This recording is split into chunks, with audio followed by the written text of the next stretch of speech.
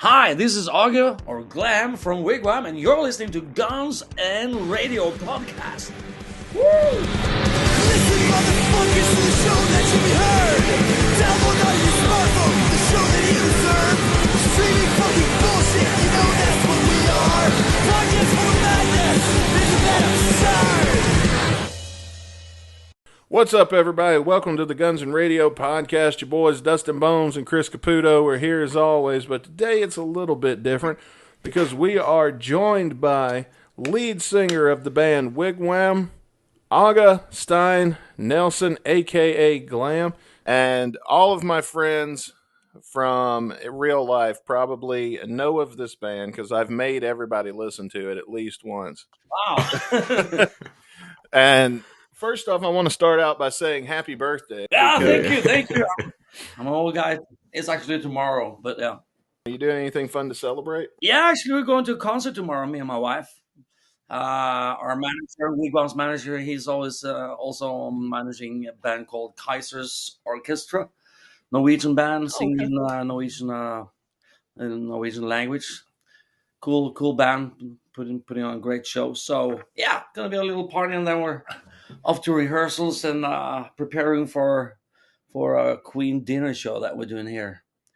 Oh, yeah, because that's another thing that a lot of people don't realize. You have several bands, not just Wigwam. You've got the Queen tribute. Make a living. Oh, yeah. And is Ammunition still going on? No. Actually, when Wigwam parted, in 2013, I really wanted to put on a new, to start a new band. I always loved being in a band. So we started Ammunition, but once we got together with Wigwam again, and Eric Mortensen got pretty busy with his Eclipse stuff, So, but I'm still working with the same guys. So I'm probably gonna do a solo album that is pretty much in the same vein as Ammunition. Probably gonna do the Mortensen's studio as well. Nice. Oh, that'll be interesting. Do you know?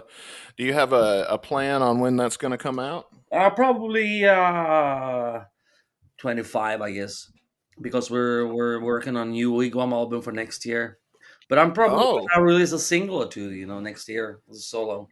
And the interesting thing is that when we started Ammunition, I was supposed to make that a solo album because that was the time when Wigwam started to kind of break up, and I went to Eric's place for him to produce my demos. I was actually demo taping songs for the next Wigwam album, and when we broke up, I was actually about to release those songs as a solo project until Eric suggested with start a new band. Yeah, new band, but aren't you pretty occupied with your Eclipse? But they weren't back then. They're more busy now than ever. So back then they didn't play that much. Is this the same Eclipse I'm thinking of? Swedish guys. Did they play in the 80s? No. This is a fresh new band from Stockholm. Okay. Yeah. Okay. They're on Frontiers. All right. But I want to say something right at the beginning so we don't make sure everybody hears it. You guys are getting ready with Wigwam to come over to the United States for a few shows. I'm seeing we've got a few in January and we've got a few in August. So you're going to be making a couple of different trips this year. Yeah, the thing is, for a Norwegian band to come over, we need to have working visas. And last time we had to postpone the first tour because they couldn't prepare our visas in time because it was crazy time after the corona. So so now we are applying for a 3-year visa. So it'd be easier for us to do one-offs and just come over and play. How big of a pain in the ass is that to get together when you're trying to come over to America and get your visas and everything? It's a real pain in the ass because before we can apply for visas, we need to have contracts done. So first you need to establish all the contracts with the promoters and everything, and then you have to apply, and you never know how long time that will take, because it's bureaucracy and that we don't have any control on that. So So the contract will be like, that you're going to play a certain venue, but they can't really set a certain date yet yeah, because of. kind of. So especially when you apply for 3 years visas, you have to have lots of contracts, and and it's spread for 3 years. So we have a lot of things coming in the US. So we're really, really happy to uh, get the plans going there. So it's gonna be cool. Yeah. I'm excited to see that you guys are doing a few more, especially because they're all closer to me.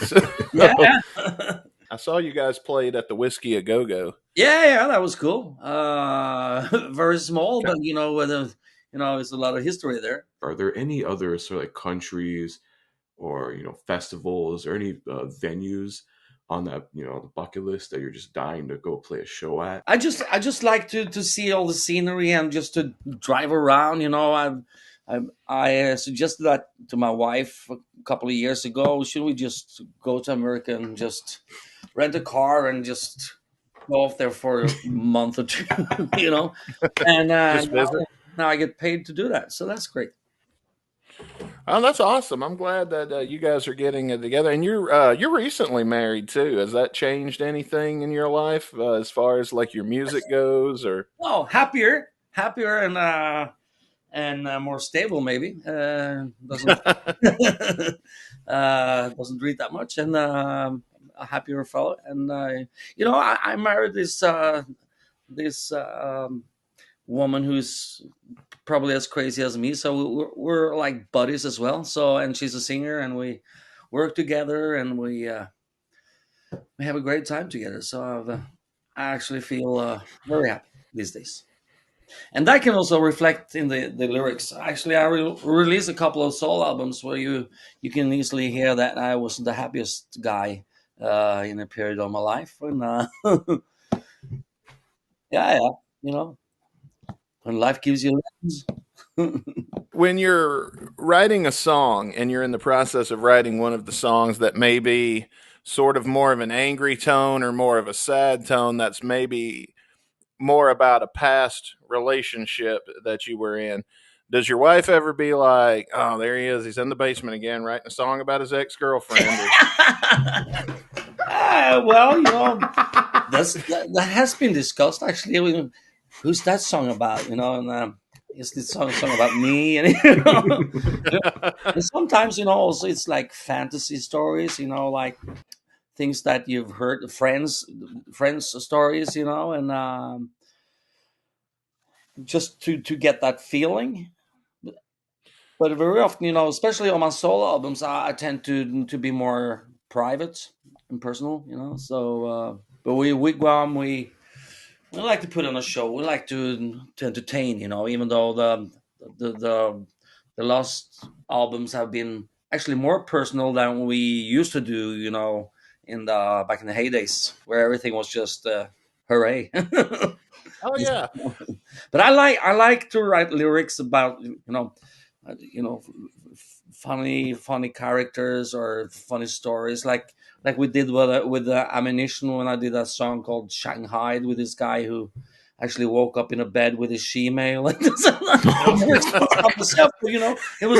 always those stories you hear, and yeah, she offered backdoor deals and everything.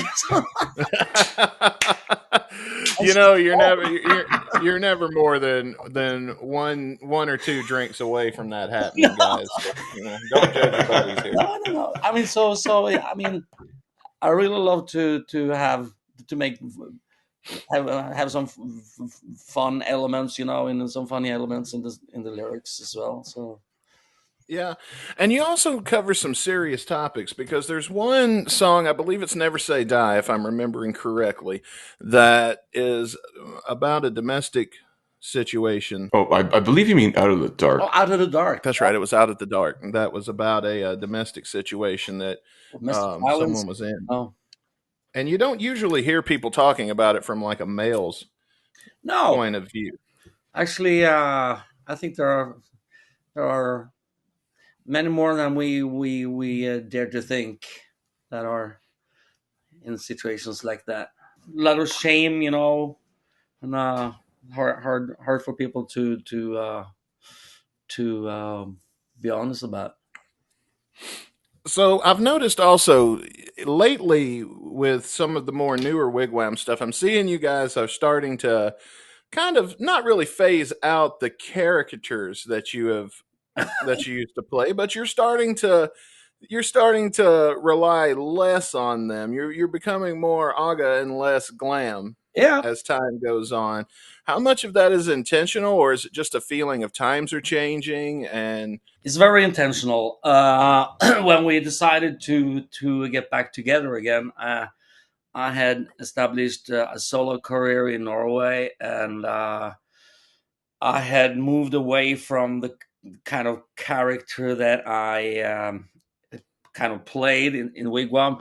I mean, in the start of Wigwam, remember we were kind of like a parody band, kind of like Steel Panther, um, and um, and I played this character Glam because we were like 35, 36 years old, and we thought nobody wants to see these old guys, family fathers, playing rock and roll, So let's make this kind of a fun thing, and we did that. And we only played cover songs in the start, So in the beginning, so we just created these personas and had a lot of fun with that, and then suddenly we started to write original material, and we were kind of stuck in that image, and especially me being a front man, Yeah.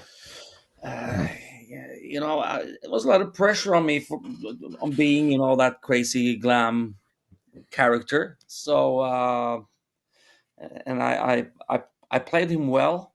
I took it seriously, and I maybe took it too seriously because it fucked up my marriage, and in many ways it also fucked up my life because I was drinking too much and not taking care of myself. And when we actually in 2010 it became better, but then of course we broke up in 2013. After that, I had like many years of my life where I been, I had uh, what do you call it, counseling, when you go to see a therapist, yeah, to actually clean up my mess and to work on my everything well, to still be standing. yeah. So it took a lot of work and to get there, because back then I was my soul was pretty dark, and when I actually you know got myself out of this mess and moved on, when we were getting together with Wigwam, it kind of I had so many bad memories from my own experiences in my own personal life that I didn't want to be associated with that persona. Maybe now I'm dealing with it in a total much better way. Now I can you can call me Glam if you like. I'm I'm more secure now, and we make these songs in a different way these days, and we don't need to put on to try to be someone we're not. That's You've been able to separate the two, and the band has become more popular than with or without the characters, so they're not really needed. No, Is no, what I'm. exactly. And I actually think that people appreciate it more now. They see that we're just normal persons, normal people living our lives. Back then, I couldn't even tell. couldn't be official with being married. We were reversed. Everything was secret. We were Oh yeah, from planet somewhere. uh, yeah. So that's pretty hard, especially when you meet your fans with your little 6-year-old daughter, and you don't know who am I to be now, her father or oh wow, their idol, and yeah, that's pretty hard. that sounds like it would be. Well, let me ask you this. So I want to go back a little bit, and I want to ask you about this. So you kind of started out not really in the rock and roll scene, but more in like sort of a musical scene. You played in a musical called Hair, where you played the character Wolf, and that's kind of, I guess, where you sort of got your first taste. This is way back in like '92, where you got your first taste of being on stage. How much of the acting role that you had over there did you take with you to sort of influence your stage presence and what you would do later on as a rock star? Well, it's not actually that. I actually started with the rock and roll bands. I played Oh, in hard rock bands from 1984, and we had pretty much the same style. We loved the Dokken back then, and that's the kind of style that we did. And then suddenly, but we never got anywhere. So we were too young, and weren't too good. So when I was offered doing different kinds of shows instead, singing in a different way, I actually did that, even though that was my dream. It was my dream to be in musicals either. But when I was offered roles and jobs like that, I took them, and I learned a lot from it, and I also learned to appreciate it, and it helped me meet new musicians that were actually on another level, and started new bands, and but it was at the same time, it taught me also how important the showmanship, and the preparations behind putting on a show and everything. Because when we started with WigWam, I had already done so much musical work, and put up my own productions and stuff like that. So I remember we were gonna have like some naughty nurses in a limo coming in, and everything, so like a theatrical opening to the show and stuff. And I remember the guys and me were sitting down after the sound check, and or I think it was Burnt Flash, the bass player, saying, "Oh, we'll be good to go up now and have a beer and just relax us."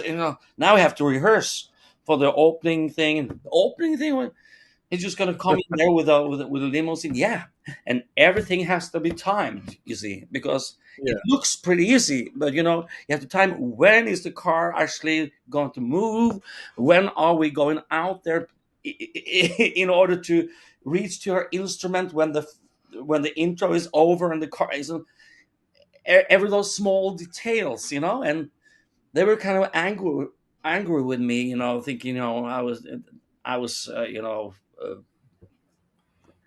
hopeless to work with. But then they saw how much planning we needed to actually get that going. I remember us sitting in the limo, and yeah. So when are we going now, guys? This was so easy.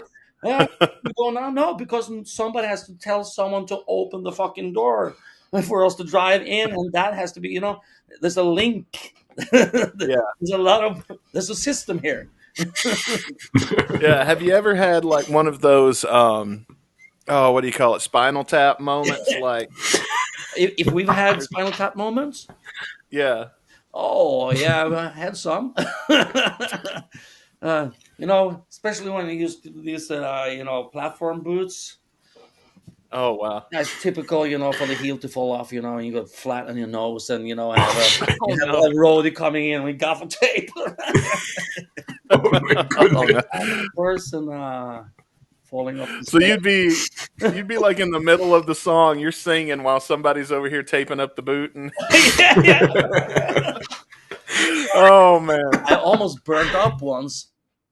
we were doing this big show in Oslo Spectrum, and it was during the break in Eurovision Song Contest, the Norwegian final, and we had won the year before, and we were doing this performance there, and I suggested that somebody should come in from the from the roof, flying over the stage, and it ended up being me, of course. And I'm afraid of heights, and I remember hanging up there for two songs before going down there, and I had this huge boa, and Oh I'm no. coming down, I'm singing down there, and once I'm on the ground, the pyrotechnics got blowing off, and it caught fire in the boa. And luckily for me, the boa was hitched on the wire, so it was actually it had a flame going up in the sky. But that could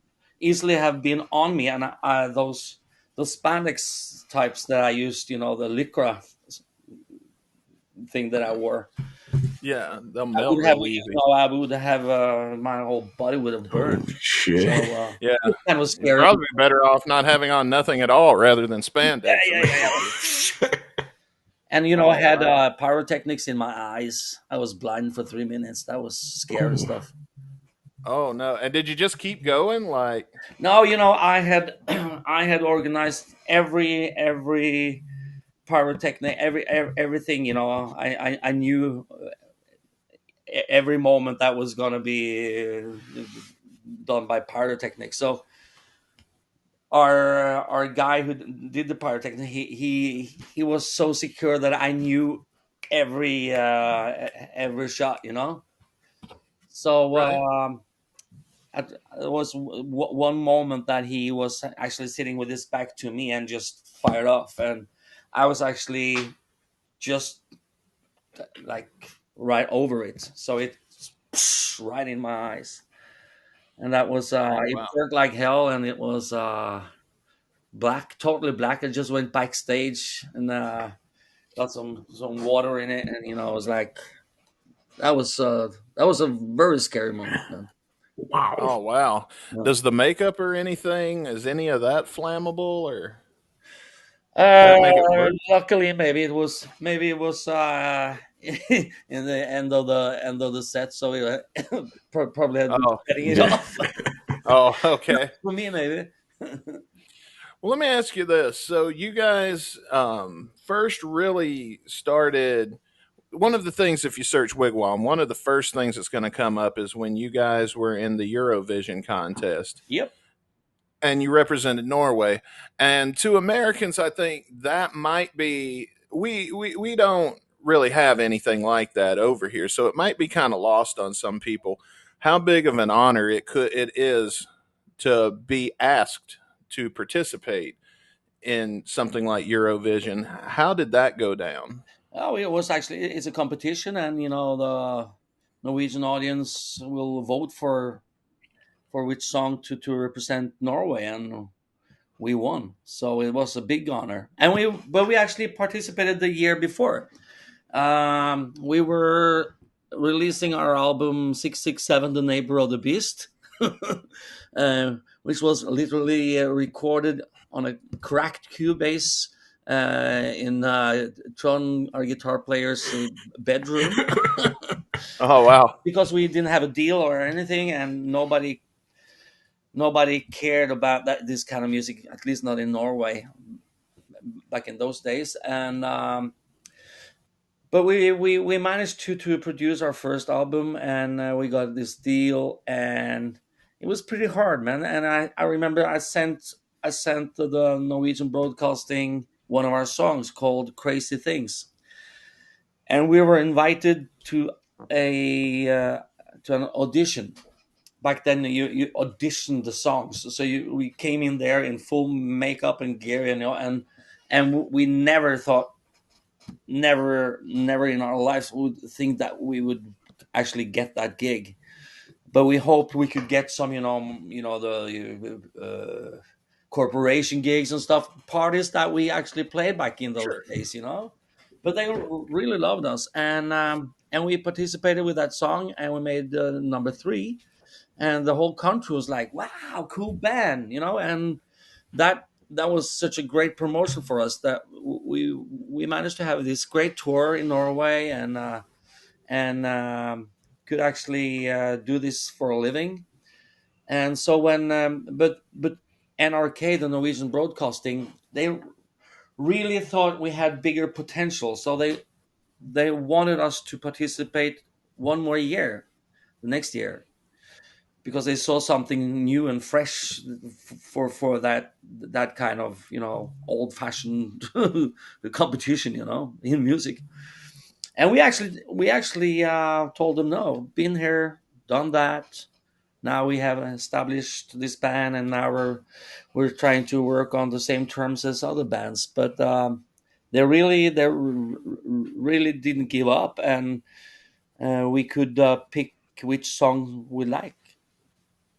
So and we did that, Okay. won the whole shit, and and that was a massive year, man. We never thought that we would win, so we had booked this massive tour already because we were going to the final again, and after we won, we tripled that that tour.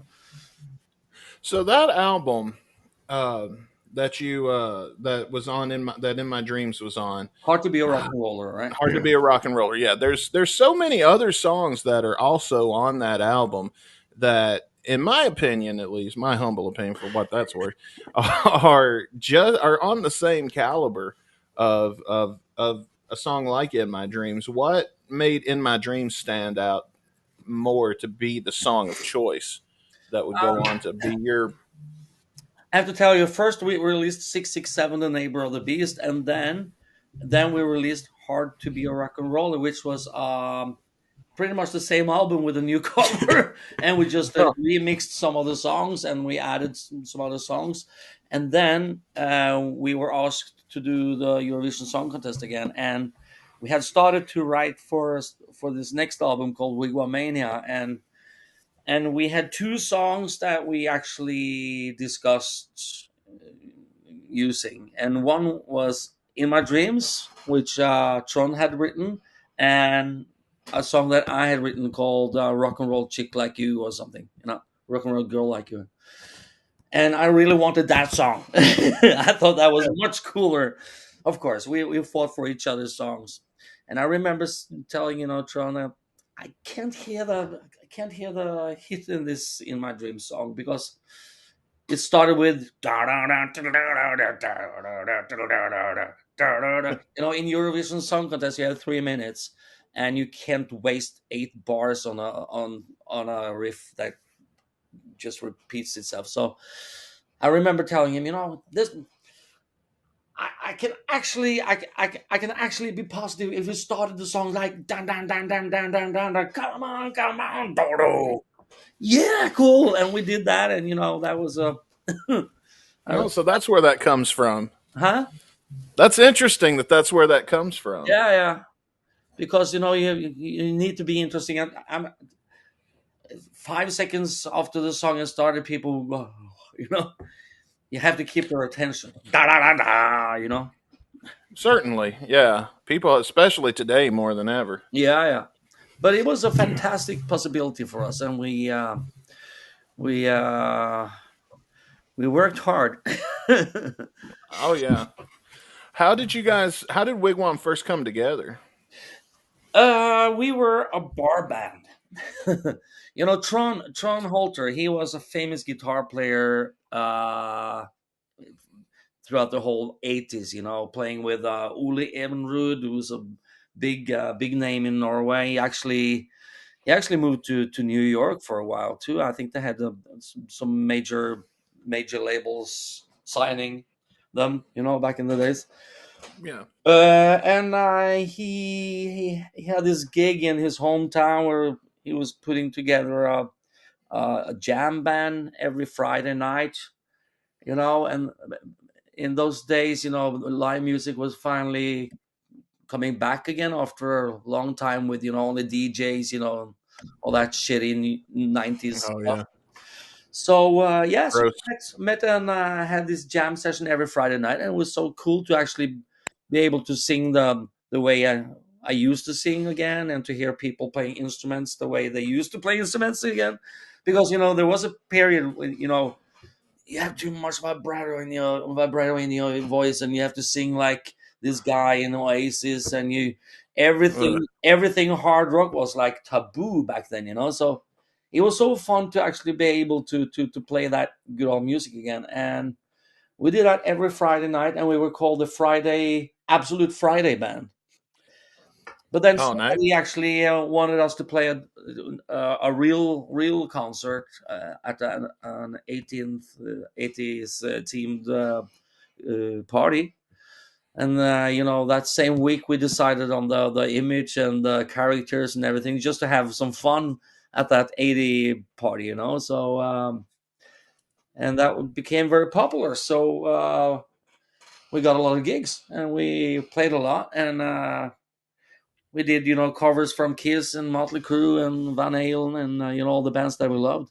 And once in a while we snuck in one of our own. We had started to write.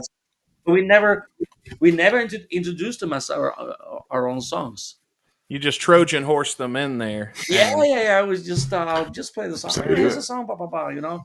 And after the shows, people would come to us after the shows and ask, that Kiss song. Which album is that Kiss song from? I don't remember. And we never told people that they were our own songs. We just tried them, so to see if they would make it.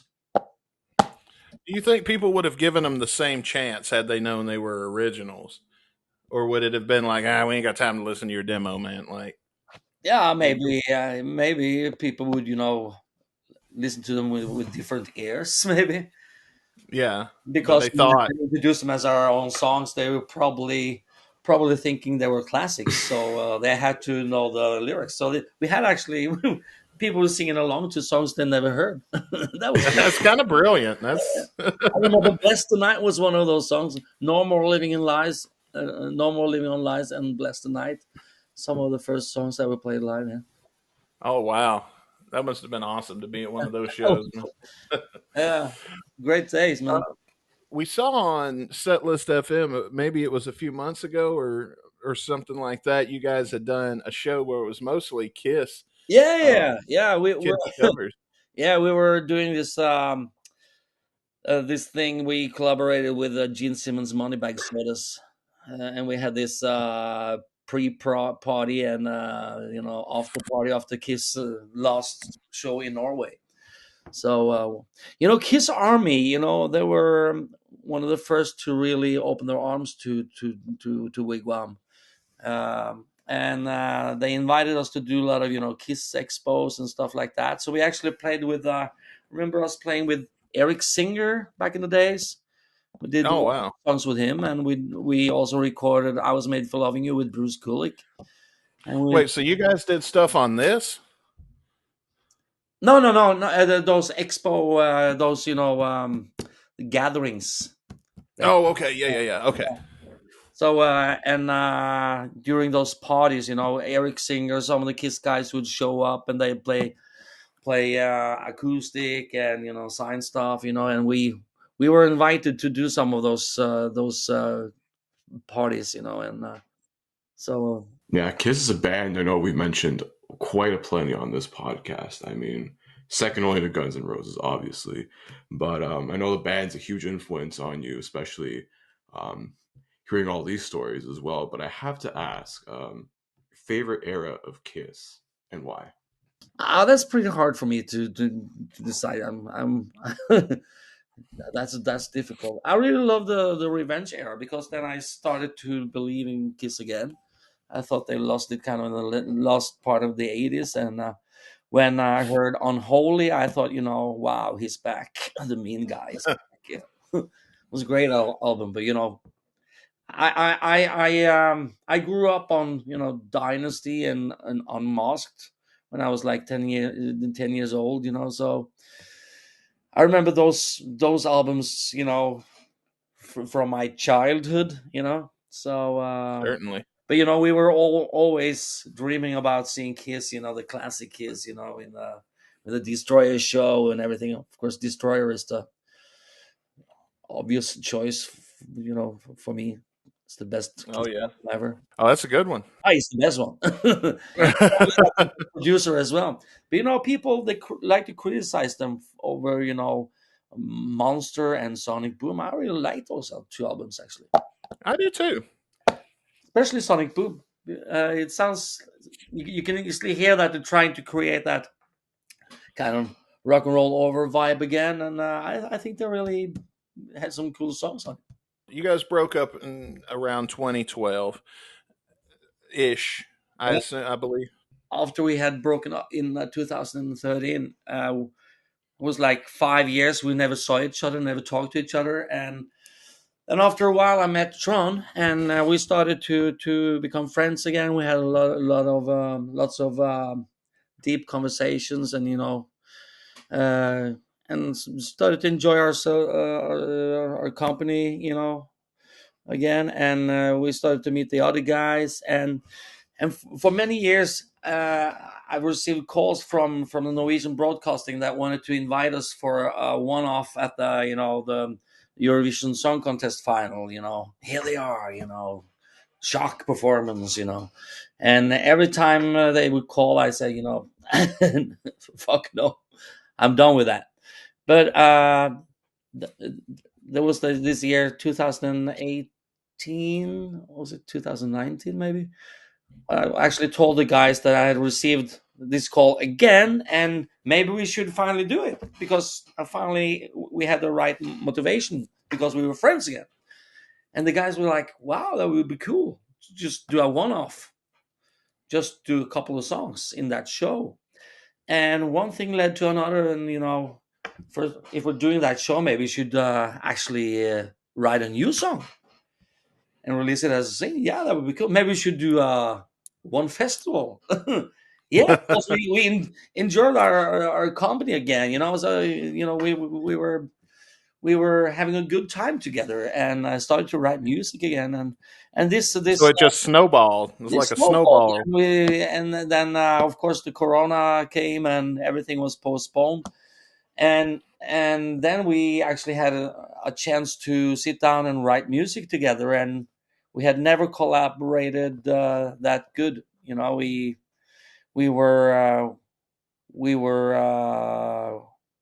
having a good time writing together, and there were a lot of camaraderie and respect.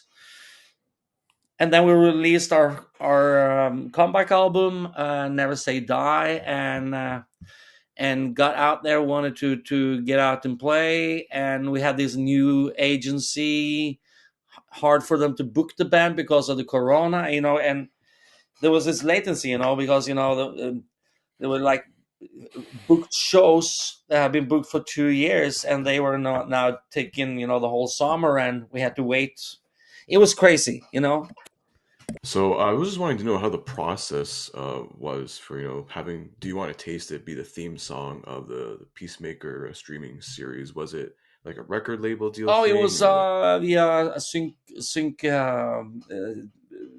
label, kind of, yeah, through the publishing. Yeah. And they didn't let us know what it was to for. They told us they wanted to check out the songs, and wanted all the stems, the layers.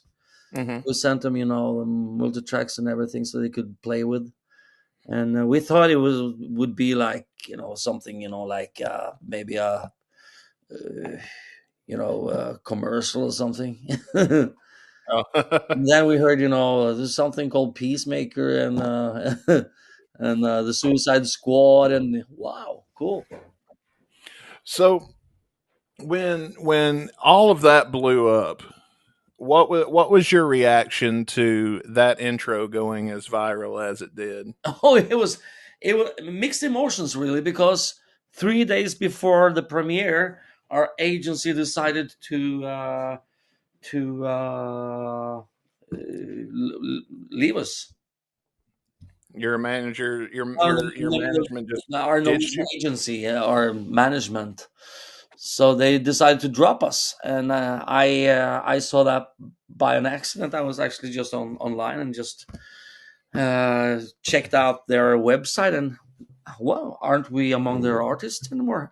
Even though we had a contract saying that they would have that in the contract it says they have to give us a 3 months notice. They had literally just thrown us out, and I called these guys, and what are you doing now? There will be a premiere now on this HBO thing called Peacemaker. That won't have any impact on the sales, they said. Oh, Yeah. oh, And then suddenly everything blew up, and I remember I had this interview with Billboard magazine, and um, I I told her that story, and she really wanted the name on this agency, and the guy, the the agent that has dropped us, because she wanted to interview him. So, oh, wow! you're the crazy guy, and What a stupid decision that was. Yeah, Because did exactly. they try to come I crawling remember back? I sent a mail to their main office in Stockholm with him and the Norwegian company on copy, saying, are you really sure you want to drop this band now? And you could see all the curves, rip. Oh, yeah. And then he started to call me, no, we really want you back. We really want you back. Okay, but then maybe we should have a meeting. But we already have decided on someone else, of course. Just wanted to. He was one of that last. Fuck Yeah. Oh man, I hate that. I kind of hate that happened to you, because it's got to be a heart wrenching feeling, but then at the same time to immediately get that "fuck you" power. Yeah. Then I love it when somebody sticks it to the Yeah. man. And then slowly we had interest from this company called Arm Entertainment in the US, that was taking us under their wings, and they they do the management for Winger and Warrant and Brett Michaels and Lita Ford, Dokken. So I think we're in the right company there, and hopefully there will be some package tours to go along with some of the tours that we're coming on. So Oh, that'd be awesome to see, like Brett Michaels and WigWam that and would be Lita awesome. Ford. Yeah. That'd be a hell of a shot. I'd buy that ticket. I wouldn't even think twice. Mortgage, fuck it. Yeah. So we're really looking and hoping we can get back to the US as often as we can. Of course, it's we all the people that we met down there, our fans down there, they're so enthusiastic, and know all the songs, and we're really taken by surprise, and it's we really appreciate how well we have been received. Really. Because before that, you never toured America. No, no. You I guys played had one never show been in here. America. I did the Rock and Skull Festival outside of Chicago with Ammunition back in 2015. I think that's the only time I've been over to the US to play. And did was there anything that happened during that time that kind of maybe soured you on the notion, like, well, there's not any money here, there's, you know. It was hard to, being a Scandinavian band coming to America to play is very hard. I mean, you Americans it's so easy to come over to Norway, for example, to play. You can also, like, just come over and play, and you get your fee in cash, US dollars. For us to come over there, first you have to be signed by a company. Then an American company is gonna take care of everything, and you have to pay a lot of money to actually get the visas. So it costs a lot of money. The first tour we did cost more than it paid off, of course. But Mhm. at the same time, it opened the door for us to apply for a 3-year visa, where we will pay the same amount of money for 3 years that we paid for a 2-week tour. Wow. Oh wow, Yeah, that's Damn. wild how that that's works. pretty wild. Because I'm seeing also like that classic rock sound that you guys have.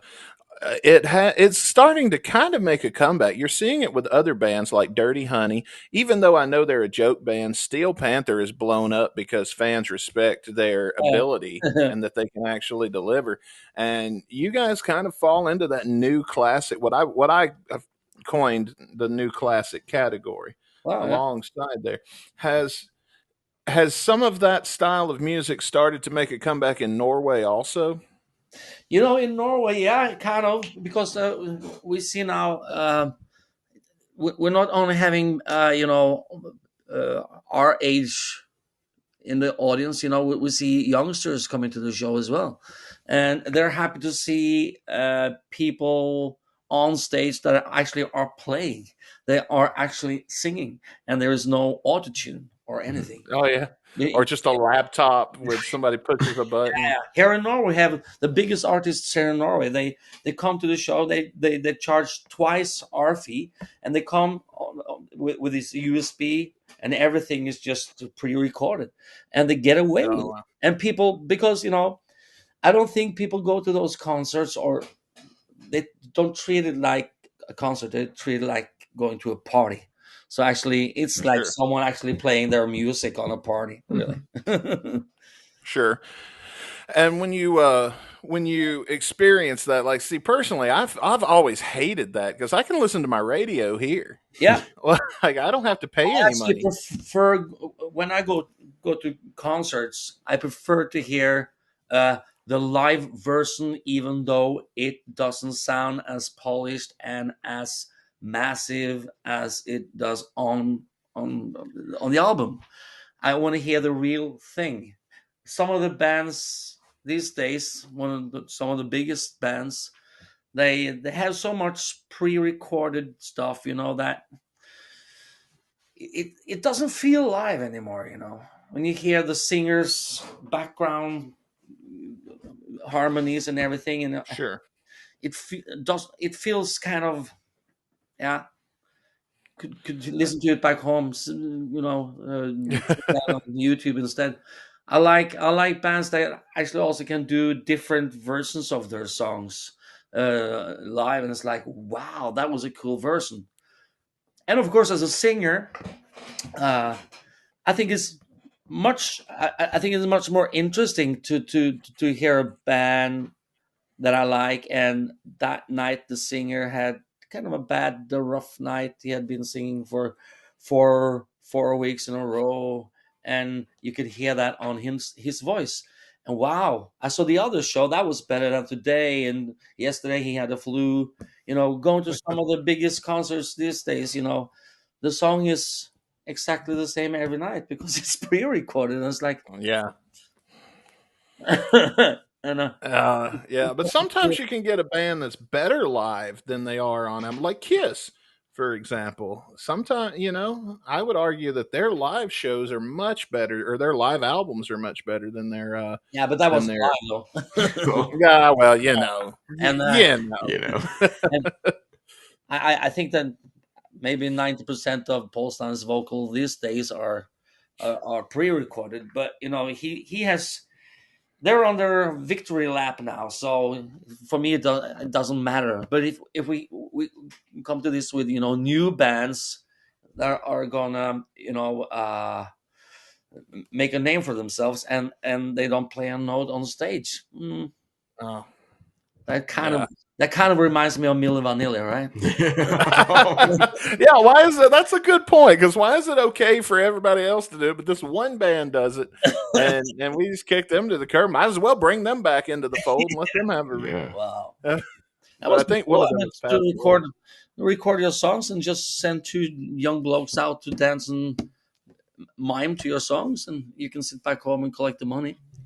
Yeah, I never understood though why Millie Vanilli didn't just go, "Sorry, I had a cold that night," and then just went kept on making their money. Like, Oh my goodness. like it would have been so simple. Sorry about that. I had a cold that night, so we lip sync. The real Milli Vanilli band, they released the albums after that, and but they never got any popular. There's a reason why they never got the deal, because they didn't look the bit, they sounded a bit, and yeah. Oh yeah. Have you guys ever, speaking of live music and stuff like that, have you guys ever considered the release of like a live album or maybe even a DVD? Yeah, funny you bring that up because me and Tron was actually talking about that the other day.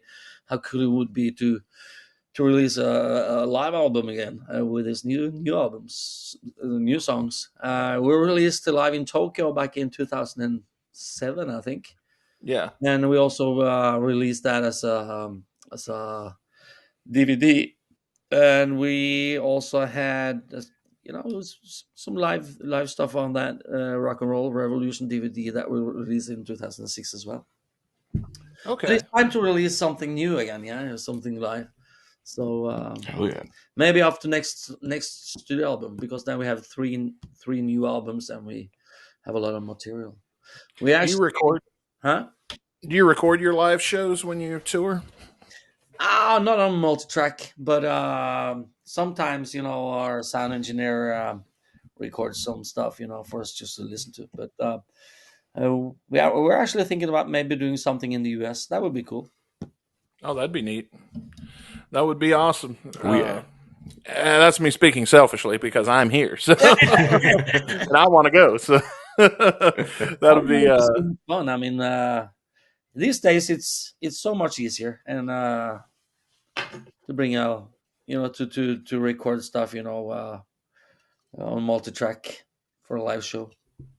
Yeah, you just take a laptop with you, and Yeah, but it would be cool to have some cameras as well to actually make it visual. So no, that'd be awesome. I would look forward to that, and of course we look forward to anything you guys are going to release in the future because that's so cool. far, I mean, it hasn't nothing is disappointed yet. So Oh, it's thanks. it's very rare that you find a band that just hits as often as WigWam does, and it stuns me. I cannot believe that more people don't know about this. I don't know how that's possible, but Now we never had anyone working with the band, in America, and we were when everything kind of happened with the Eurovision Song Contest stuff. We were living in a country where the fees were very big for a band like us. So we went for the money back then, and we actually we turned down a lot of offers to do shows in Europe and elsewhere because they didn't pay. So we thought, this is our chance to actually earn some money. So we did that instead. We actually turned down Sweden Rock Festival as well because it didn't pay shit. So we thought, are we going to Sweden Rock Festival to pay for peanuts or play for peanuts, or are we doing this show to pay us a lot of money? We go for the money. So, but we later got bills to pay. but then later we actually we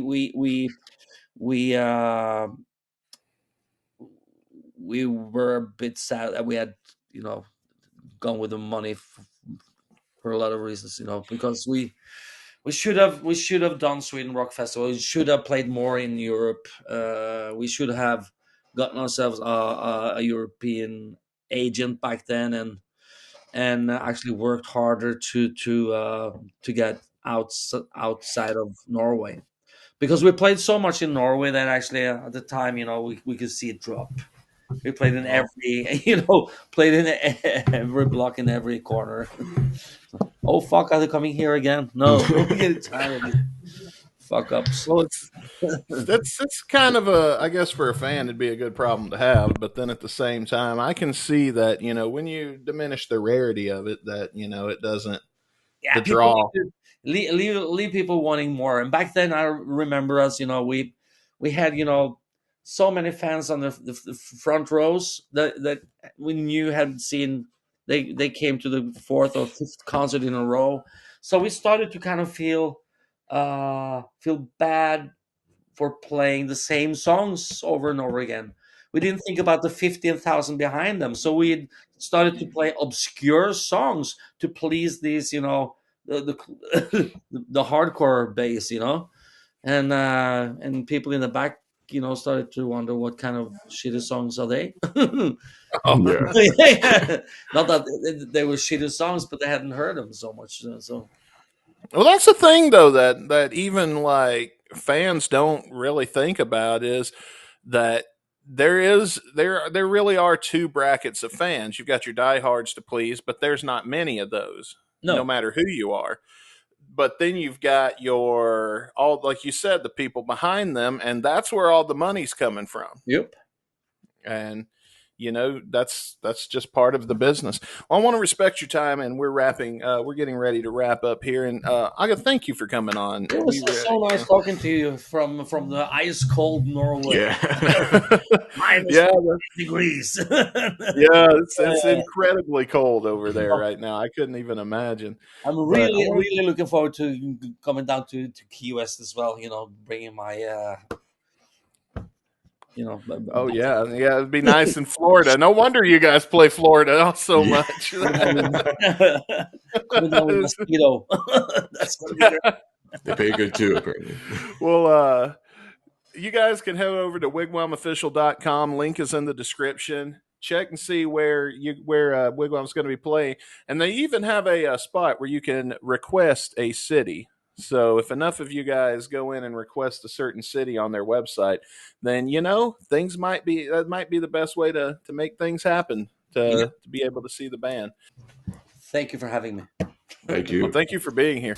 Damn, that was a good interview we had with Olga. Dude, that was awesome. Honestly, our biggest interview to date by far, and honestly, he's a really cool dude, funny guy. We Yeah. had a blast, man. That lasted like almost an hour. That interview, and we just shooting the shit and all that, talking wigwam, other music. Real Yeah. fun time, man. We had, and hopefully, we'd love to get him back on the show. Once, breaking news. Once wigwam released that other album next year. I know, man. I can't believe we got that scoop. I wasn't even Yeah. trying to get a scoop. Just a little thing there. So Yeah, a little we're looking scoop. forward to that. Some wigwam. We're always looking forward to some good old Oh, dude. rock and roll, man. So I fucking love Wigwam. And I said it at the very beginning, but I love making people listen to Wigwam that I know are big into hair metal yeah, because they've never heard of them.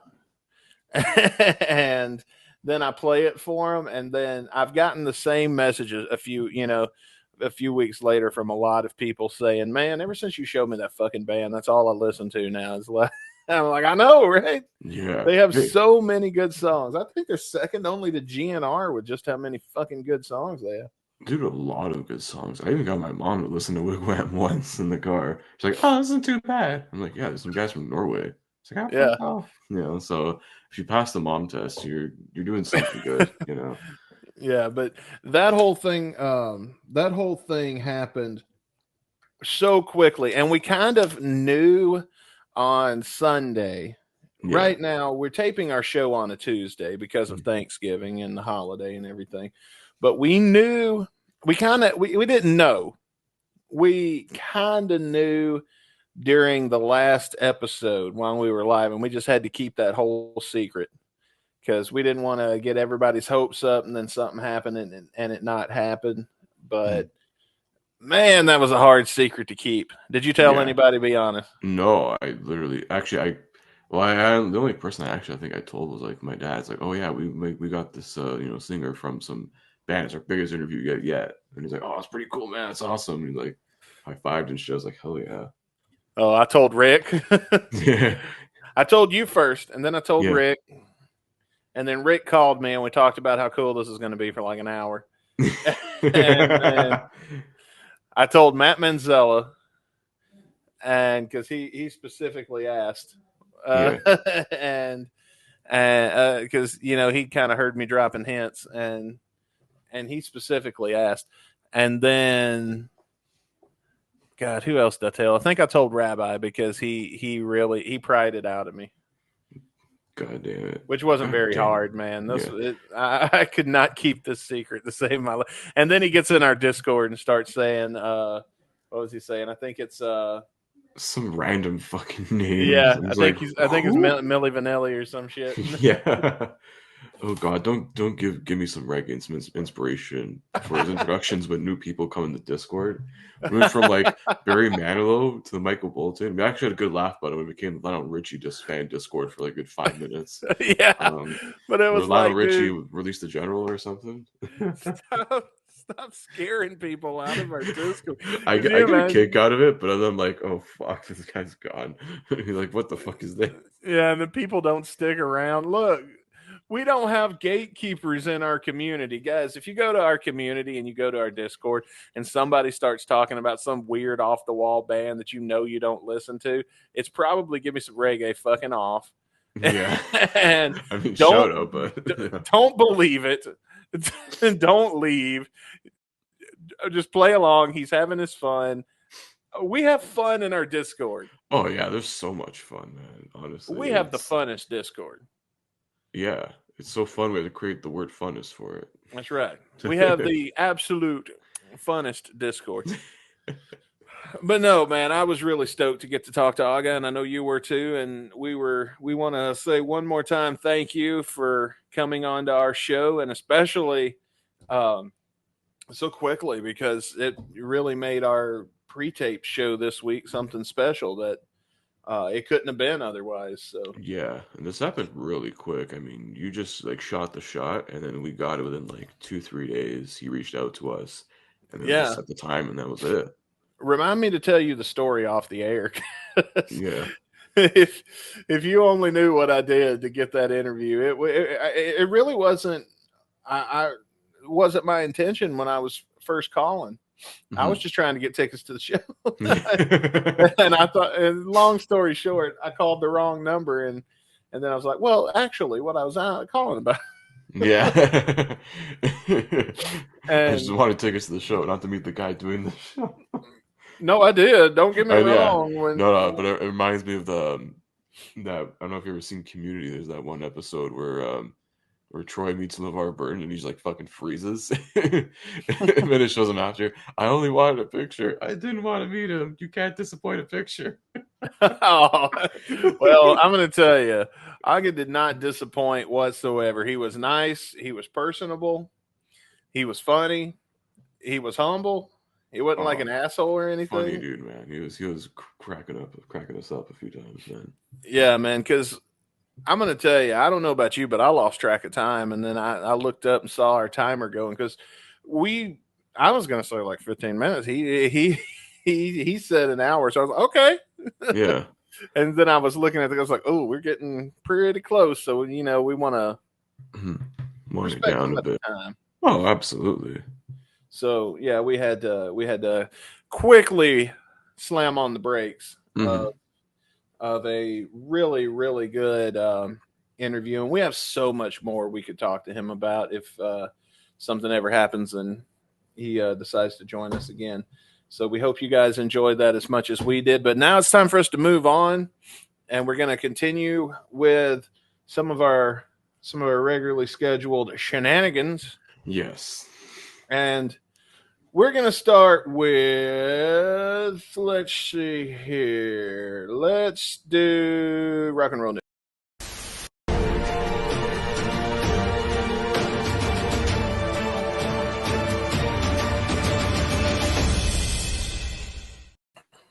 Rock and roll news that'll probably be old by the time you listen to this, but fuck it, we got to get it out of the way anyways. Unless you pay for the paid version of Spotify, this will be up as soon as the edit's done. Ooh, yeah.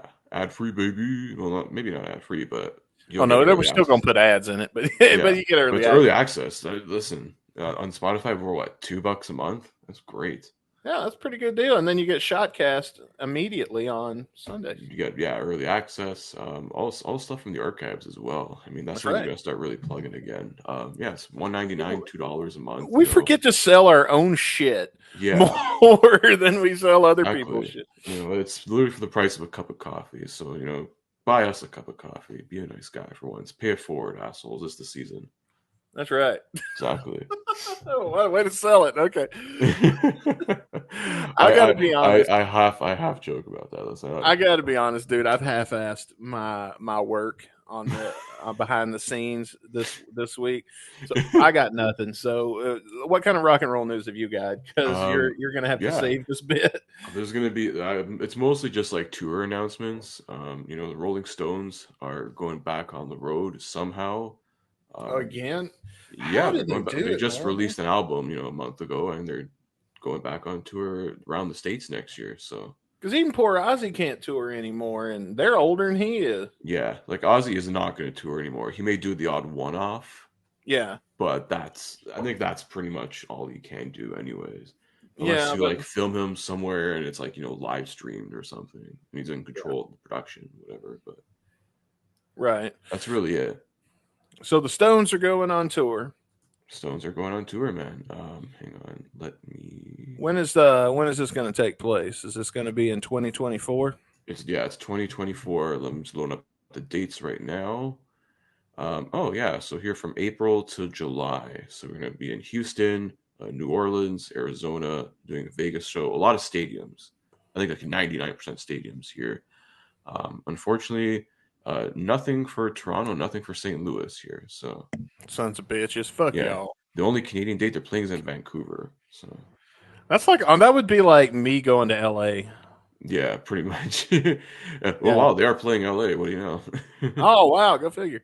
Actually, I don't know. That would probably be like me coming to you or you coming to me or one or the other. Because like I think I'm closer to LA than you are to Vancouver. I'm right in the Roughly. middle of the country. I'm dead set in the middle of the country. Yeah, So maybe yeah, I'm maybe. not going to do it anyway. But whatever. No, unless you want a road trip to Atlanta, they're playing Atlanta. So Yeah, I try to avoid Atlanta these days. I yeah, ain't as young as I used to be, or as yeah, fast as I used to be, or as limber as I that's used to true. be. I mean, they are And playing Chicago too, as well. So well, Chicago's not so bad, but if you're going to be in Atlanta, you got to be ready to duck, dodge, dip and uh, dive and swipe. dodge. Yeah, you never know what the fuck's going to happen in Atlanta. I ever Yeah, tell you about Rick and the homeless dude trying to suck his dick? I think so. I know you told me that. I don't know if that's ever been mentioned on band or anything, but I know it has been on band. yeah, I know we talked. I don't know what episode, but I know we yeah. talked about that Well, because if that's you one want of to our. find out, check the band playlist at Yeah. gunsradio.com. There's a whole playlist of all 24, 25 episodes of band. To this day, it's an inside joke between us. Like, fuck you. Oh yeah. I suck your dick. What? but the real kicker about this Rolling Stones tour is the sponsor. And I think it's Oh, probably the best sponsor of any tour ever. And I think it works so well with, guys at their age here, the Stones. This is being brought to you by the AARP. Which I saw that the headline. It's like, no, for real. This is actually sponsored by the AARP.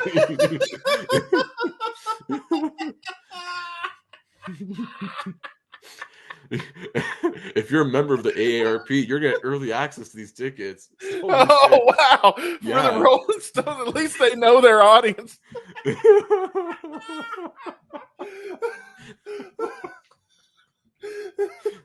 And you get discounts when you send in 5 proofs of purchase from Metamucil. Yeah, man. And get your Rolling Stones tickets 2 days before the public sale. So there you go. When you're buying your Depends, there's a golden ticket in a pack like Charlie and the Chocolate Factory. Oh man. Oh man, that's funny as fuck.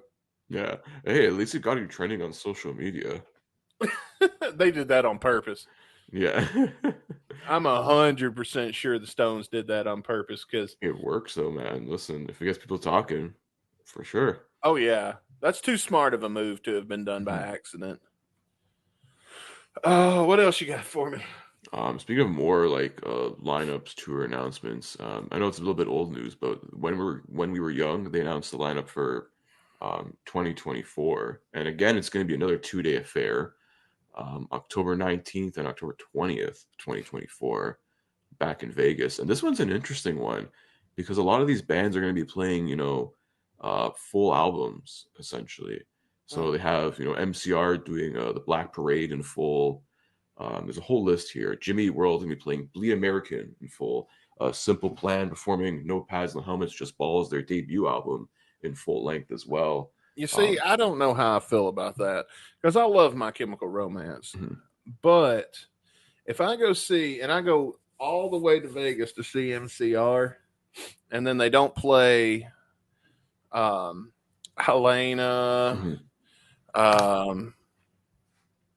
they don't play, I don't know, na na na na na na na. They don't play, you know what I'm saying? Like, Mhm. I'm going to feel a Maybe little, it's like one day they're gonna do that and then play a separate set because it's gonna be the same lineup, I believe, for 2 days, kind of like oh, last year with When We Were Young. okay. Um, so I don't know if it's gonna be, maybe like on one day, if you want to go the one day, they're gonna be, this band will be playing that full album, whatever full album set. I mean, like with full album sets, though, they'll still probably play some of the other songs as well. I know when Metallica would do a lot of their full album sets. I think they did a little thing in Europe doing festivals where they play the Black Album in full. Like they'll open with a couple other hits and then they'll go into the full album thing, and then end off with some other stuff, maybe as an encore or whatnot. Okay. Yeah. Well, I don't know. I guess that could be interesting, but some of these bands don't have full album good Mhm. material. Like Simple Plan is probably best served as let's play the greatest hits live. I'm not sure because I don't know Yeah. that many Simple Plan songs.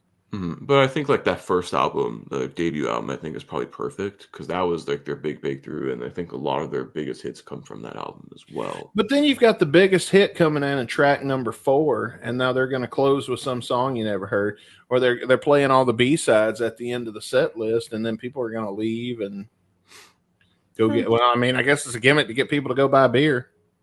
It's So true, yeah. I mean, but then again, they can always change the track list order as long as they play, they don't have to do, front to back the whole album. They play basically every song from the album, but they can switch it up yeah, in a well, way. that's kind of what Def Leppard did when they did Viva Hysteria. Like they still played um, all of the main tracks, but then they played the entire Hysteria album. Yeah, I think it's probably gonna be something like that. But this lineup was looking pretty good if you're an elder emo or someone who's very much into sort of that alt rock from the 2000s. Like this lineup's very good. We got MCR, Simple Plan, All American Rejects, The Used, Coheed and Cambria. Wow, Oh, that's a nice. nice one. I'm dreading the day that they put this on the road and it comes to St. Louis. Mhm. Not because I'm not going to the show. I'm going to the show, Yeah. but because of the fact that I haven't put on eyeliner and on a regular basis Do they just still in sell it at Hot Topic? Maybe I don't know. about 15 years. You don't And have to. It's not a requirement. Just wear motherfucker, all black. That's it. I'm gonna be wearing my ripped up jeans. If I can find my old trip jeans, I'll probably throw those on. Probably won't get my fat ass in them anymore, but you got to look the part, man. Get I a don't lot know of though, wrist because accessories. my hair is not as long. My hair back then went to about here, Oh, and it was huge. And like Coheed and Cambria, I used to yeah. get told all the time that I look like the guy from Coheed and Cambria What should because, like Claudio Sanchez?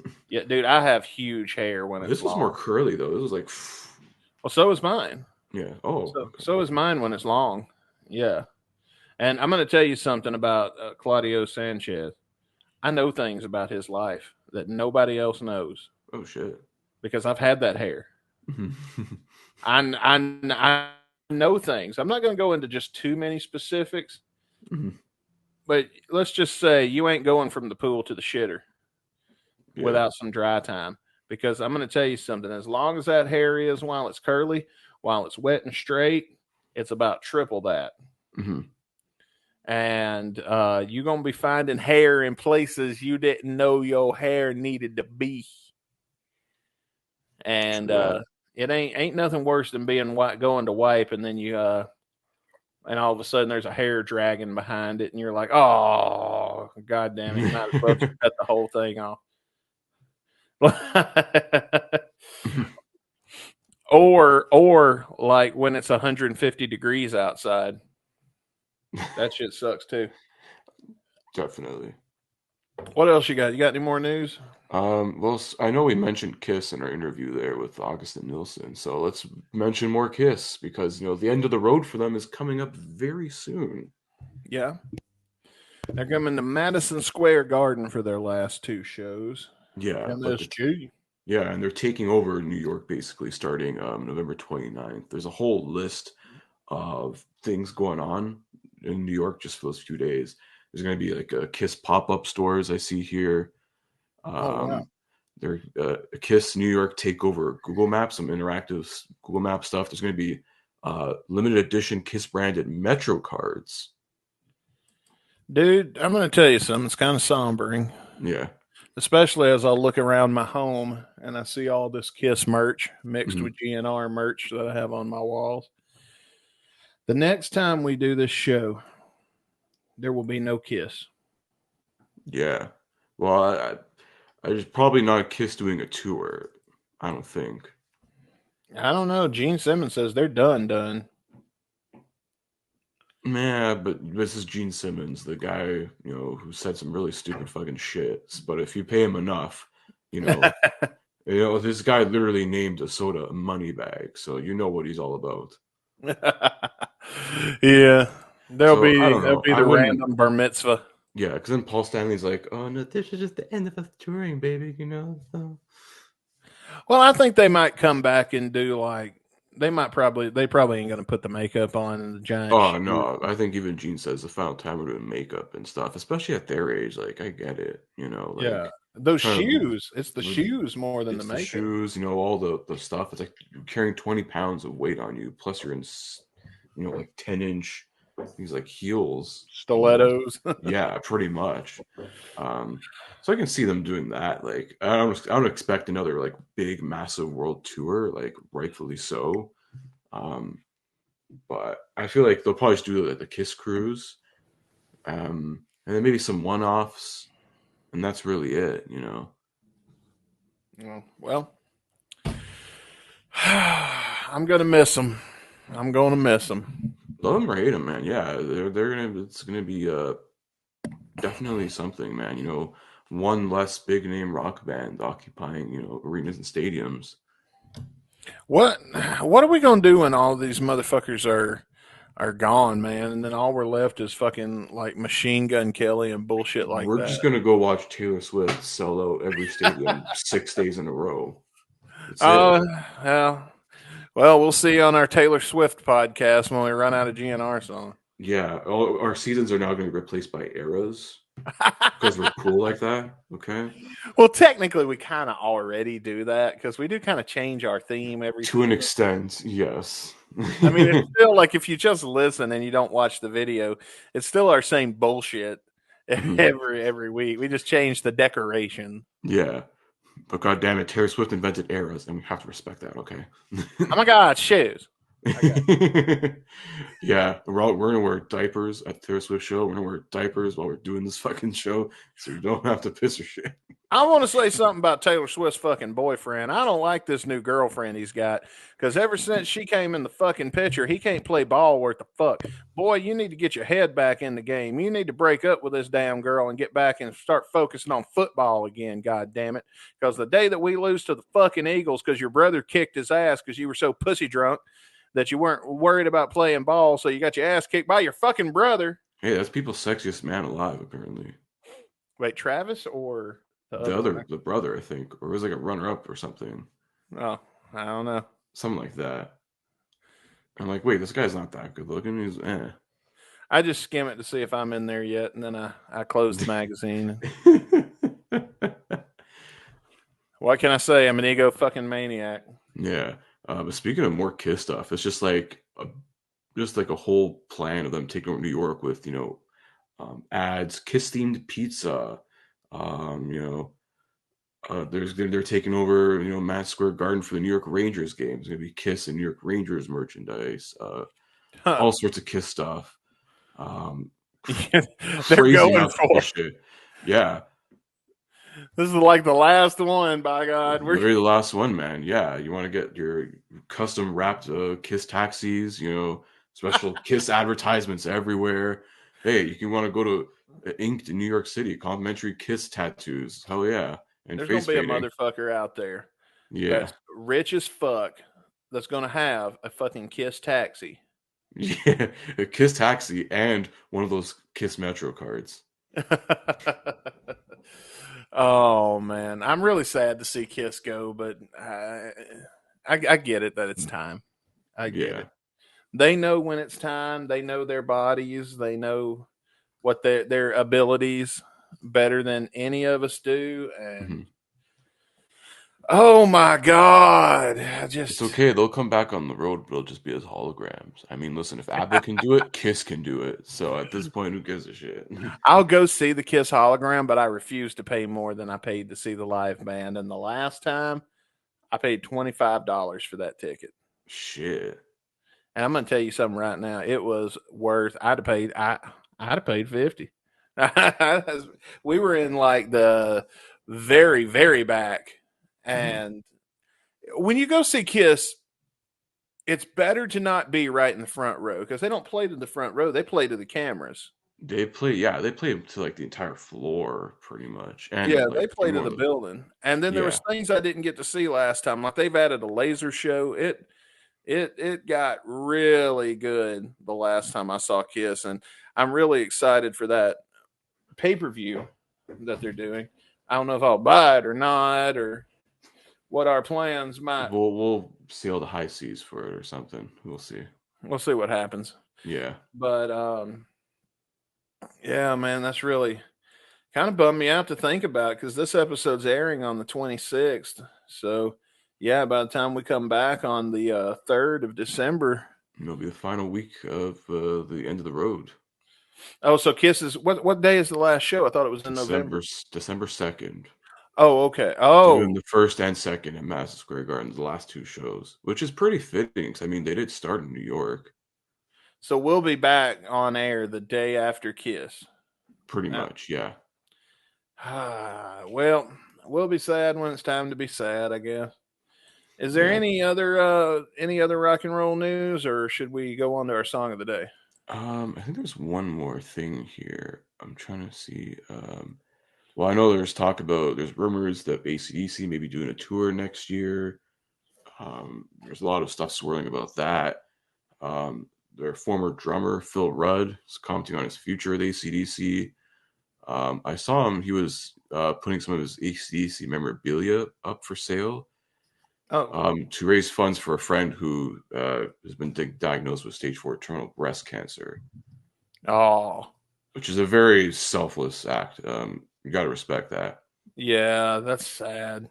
Yeah, so he's selling off AC/DC gear memorabilia and donating the money to the New Zealand Breast Cancer Foundation.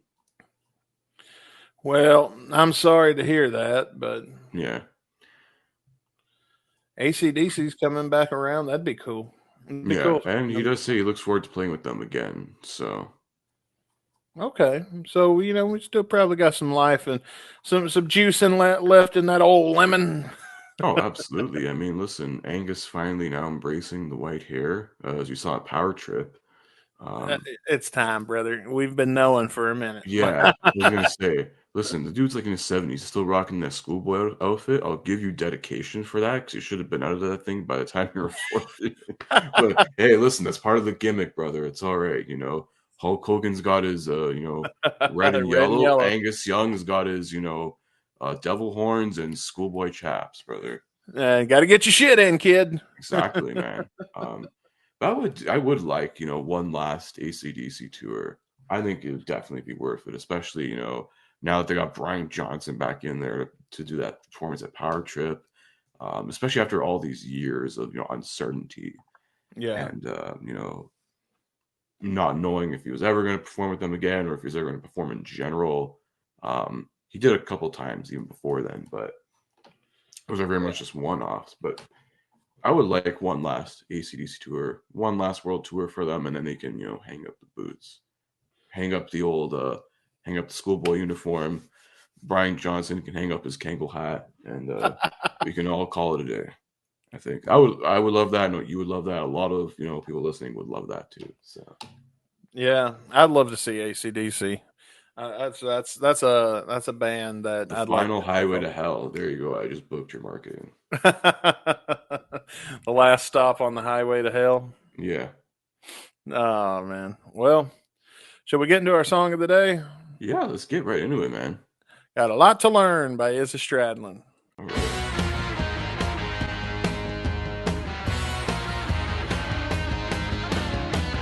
Yeah, you've got a lot to learn, but you're never gonna get it from me. I ain't giving you shit. Yeah, is it me or did that beginning sound a little like Night Train? Kinda did, didn't it? Let's rewind. Rewind that. It's similar. A little bit. I hear what you're talking about. It's very similar. Very similar. It's not in the same key, but it's no, it's like if you put it off key, but it's like, ooh, microscopically. It's like if you had a guy that can't play Night Train trying to play Night Train. Yeah, you've got a lot to learn, but you're never gonna get it from me. Never, ever gonna get it from me. I ain't teaching you shit. Hell nah, son. Yeah, you've got a lot to learn. Guess you bit off more than your piece. Bit off what? Bit off more than your piece. More than your piece, like your piece of the pie. Yeah. Okay, that's not what I was thinking. I was thinking like bit off my piece, my dime, like peas. Ooh. But Like, then I was thinking penis? peas? Like Thanksgiving peas? Like well, that'd be pretty you remember when I don't know if you was alive or not, but in the 90s there was a show called All That. I remember seeing some of that. And Kenan Thompson played the lunch lady that's obsessed with peas. Yeah. Yeah. You bit off too many peas. You can't never have too many peas. I remember seeing that, yeah. You're paranoid, trying to take my coin. Okay, is this? I'm hearing more. Maybe it's just because I'm looking forward to Thanksgiving and subconsciously I'm thinking of food. But I heard taking all my corn or some shit. Yeah, you go paranoid trying to take my coin. Okay, trying to take my coin. And then fucking up the deal, making it unreal. See, I heard corn. You trying to take the corn off my plate. You ain't taking this corn off my cob, bitch. You go eat your corn the long way, asshole. I love how corn the long way has become a running joke in our Discord. Fucking up the deal, making it unreal. Yeah, you've got a lot to learn, but you're never gonna get it from me. Yeah, you've got a lot to learn, guess you bit off more than your piece. Got to get them peas in. Yeah. Man, so what year did this come out? So sorry, I was looking up the ratings database. This is from On Down the Road, which is 2002. Okay. So this is 21 years old now. So he was releasing this to try to compete with Chinese Democracy, and then he was like, "Oh shit!" Well, which never came out in 2000. I one up you every time, Axel. Like I'm gonna one up Axel. He's gonna put out Chinese Democracy. I'm gonna show him. I'm gonna put my album out. All right, here we go. Wait, what? Oh, son of a bitch! That bastard got me again. Well, shit. Maybe in a decade we'll see what happens. Then it comes out. Actually, 4 years after this, he played with them at Download Festival. Shit. Oh, okay. Oh, yeah. Yeah, I remember like in 06 he made a couple appearances. It's funny how Izzy gets mad and then he leaves for a few years and he stays mad and then he somehow gets over it and he comes back and we never were any the wiser one way or the other. Because they don't ever tell us shit. But I mean, that's their business. I ain't saying they should tell us that kind of thing, but yeah, it's just odd.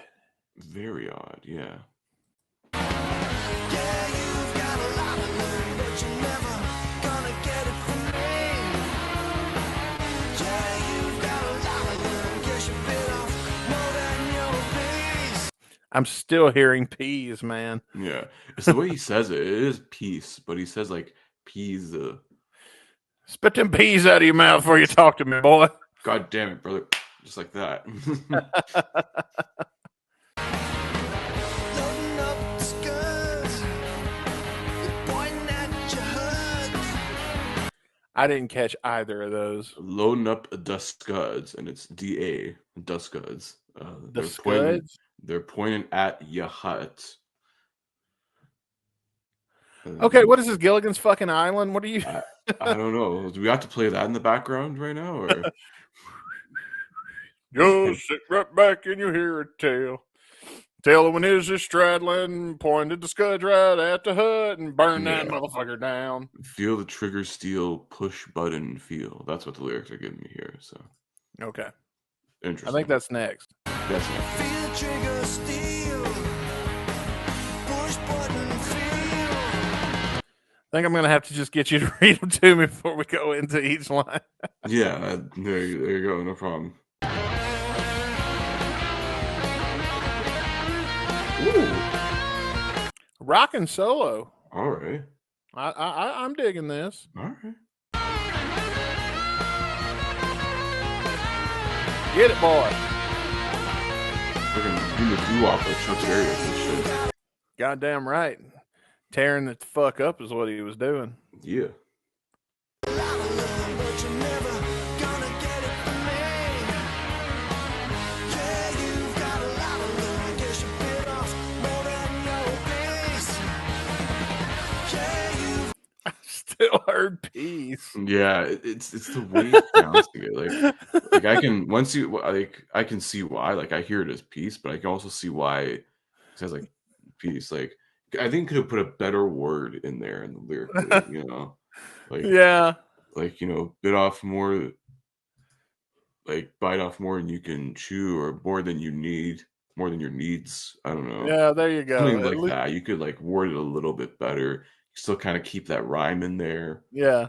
You know. got a lot of love, but you're never gonna get it from me.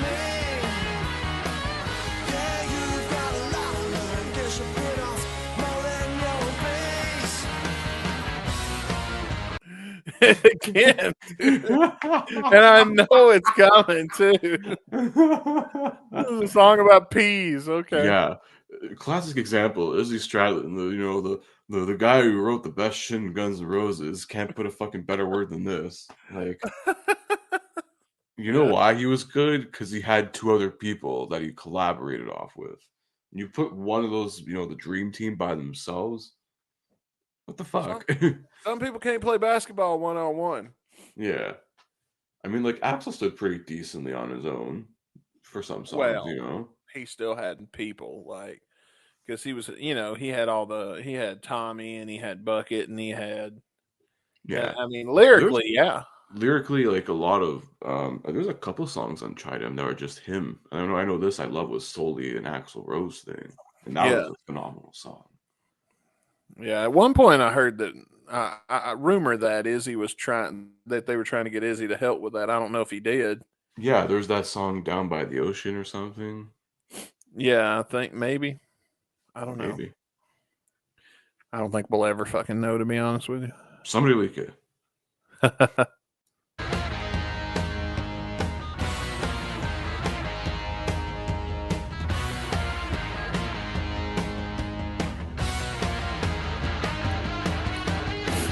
Yeah, you've got a lot of love, but you're never gonna get it from me.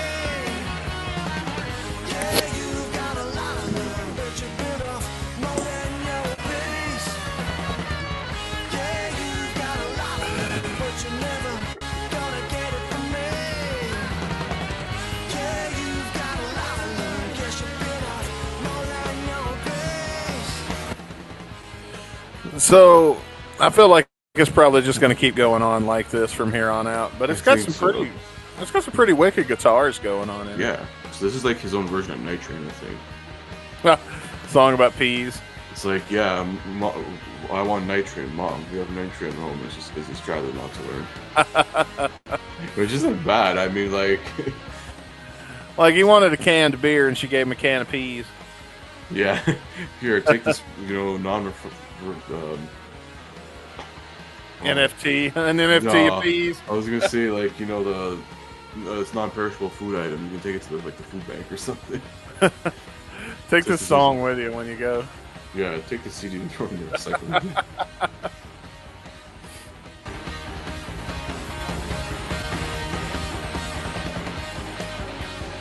And then fade out or something. All right. There we go. Light of Yeah. Land by Izzy Stradlin. So Izzy Stradlin doing Night Train, but more in the vintage rock and roll sound. Yeah, I mean, I didn't hate it. I'll save my opinions for the final thought, though. Who's going to go first on the final thought here? I'll go first if you want. All right. It's okay. It's not a bad song. I think like I know we say this a lot of times when it comes to Izzy, but now that we're actually used to his, sound and style, we already know mostly what to expect and what's to come. I did like enjoy the chorus. It's good stuff. That little solo I think could have went a little bit longer because there's something there. Yeah. Um, but man, that was probably one of the better Izzy solos I think we've heard so far. In the history of this podcast. Some really good shit there. Um, Not a bad song, nothing terrible. It's something that, I feel like a lot of Izzy stuff, it's like, yeah, I may listen to it from time to time. We'll throw in a playlist if it comes on. One day I'll be like, yeah, sure, let's just leave this on, whatever. Or, the next day maybe I won't want to listen to it. But it's not bad, it's not terrible. We've heard much worse already on this show. So like honestly, Izzy is pretty solid. You know what you're gonna get with him at this point. So 3 out of 5, I'd give it. Yeah, I'm in a similar boat. I really liked the instrumentals to it, and I thought the guitar part was really good. I know we joked about the peas thing, but I mean, really, I guess it wasn't that big of a deal. I mean, like Yeah. Yeah, it for a was, simple, 4-line chorus he does. That's it. yeah, for an Izzy song, it was an Izzy song. It was simple. It was to the point. He didn't spend a lot of time writing lyrics. He focused on the important stuff, and I think he Mhm. nailed it. So I'm going to give him a 3. I'm going to give him a 3.5 because I did kind of enjoy this, but I'll probably never listen to it again. That being All said, right. but we have one final piece of business to take care of in this mega monster of an episode, and that's me mentioning Jeff, so I can put this up. Yeah. We love you, Jeff. I give Jeff a lot of shit when he's on the air, but one, it's just great radio, and two, Yeah. I just love Jeff, man. But anyway, shall we spin that wheel and see what we're going to be doing next week on the show? Why not, man? Let's see what we're gonna be, ending. Wait, this will be the ending off the month of November next week, right? I believe. No, it'll be our first one of December. This Okay, one's never ending mind. November. Yeah, so there we go. So we'll be kicking off December here on Guns and Radio. Let's see what we're gonna be kicking it off with. Here we go.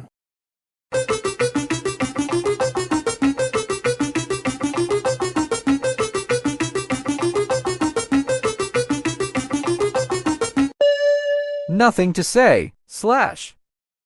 Oh, Okay. right. We are kicking off December. Really fucking good. I'm looking forward to this one, man. Oh yeah, I love this song. It's Especially, around this time I was listening to the Slash album, I was a big Avenged Sevenfold fan, and hearing End yeah, Shadows, one of my favorite metal band and my favorite rock band, sort of like kind of merged fleshing together. worlds kind of, which is like fucking awesome. So I'm looking forward to this one next week.